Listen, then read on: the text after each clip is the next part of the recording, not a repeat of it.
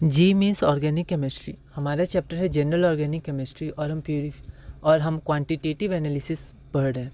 इसमें हम estimation of nitrogen पढ़ रहे हैं डुमास मेथड से।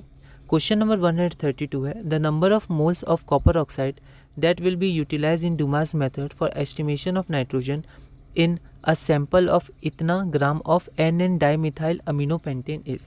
तो यहाँ पर हमें एक कंपाउंड दिया है, इसमें कितना नंबर ऑफ CuO का यूज़ होगा, है ना, और इसका मास दिया हुआ है, मोल्स ऑफ CuO पूछा गया है, इस फॉर्म में पूछा गया है। यह क्वेश्चन 2021 में आया था।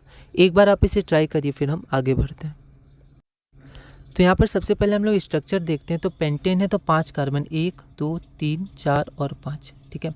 और उसके संग नाइट्रोजन है, 3 वैलेंसी होती है, तो एक तो कार्बन चेन के साथ होगी और यहाँ पर 2 वैलेंसी में मिथाइल है, तो इसलिए NN डाईमिथाइल लिखा गया है, ठीक है।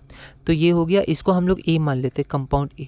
तो इसका मास कितना दिया हुआ है, इतना, और इसका मोलर मास अगर आप कैलकुलेट करिएगा तो इतना आएगा 115 ग्राम, ठीक है।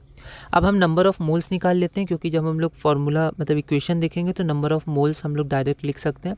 तो इसका नंबर ऑफ मोल्स हमें दिया है 0.5 मोल, ठीक है। अब हमारे पास ये इक्वेशन होती है डुमास मेथड की, ठीक है।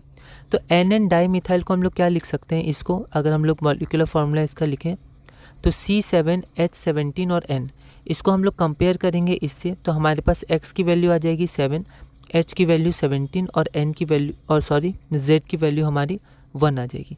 क्वेश्चन क्या पूछा है, CuO कितना यूटिलाइज हुआ, ठीक है। तो यहाँ पर हम इक्वेशन 1 में पुट करते हैं। अब देखिए यहाँ पर हमें क्या चाहिए, तो हमें सिर्फ CuO चाहिए, तो हमें सिर्फ इसको निकालना है, इसको हम लोग पूरा इक्वेशन नहीं निकालना है, ठीक है।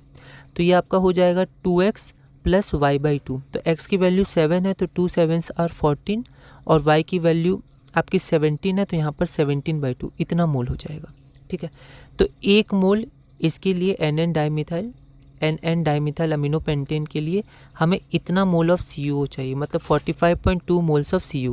तो 1 मोल इसके लिए हमें 45.2 मोल्स ऑफ CuO चाहिए, और हमारे पास कितना मोल्स गिवन है, 0.5 मोल, ठीक है। तो इसका हाफ हो जाएगा, तो 0.5 मोल के लिए हमें इसका हाफ मतलब 45/2 का हाफ, तो 45/4 मतलब 11.25 मोल्स चाहिए। पर ये आंसर नहीं होगा, क्योंकि आंसर को इस फॉर्म में लाना है 10⁻⁻² के फॉर्म में, तो 1125 मतलब 1125 हमारा आंसर हो जाएगा मोल्स ऑफ CuO, ठीक है। तो इस क्वेश्चन के साथ हमने पहला जो हमारा एस्टिमेशन ऑफ नाइट्रोजन में पहला मेथड था डुमास मेथड, वो पूरा किया। अगली वीडियो में मेथड 2 एस्टिमेशन ऑफ नाइट्रोजन में जो शेल्डाल्स मेथड होता है, ठीक है, इसको हम शेल्डाल्स प्रोनाउंस करेंगे। तो इस मेथड को हम लोग शुरू करेंगे और ये हमारा पहला क्वेश्चन होगा। इसे आप एक बार ट्राई कर सकते हैं, अगली वीडियो में हम इसे सॉल्व करेंगे।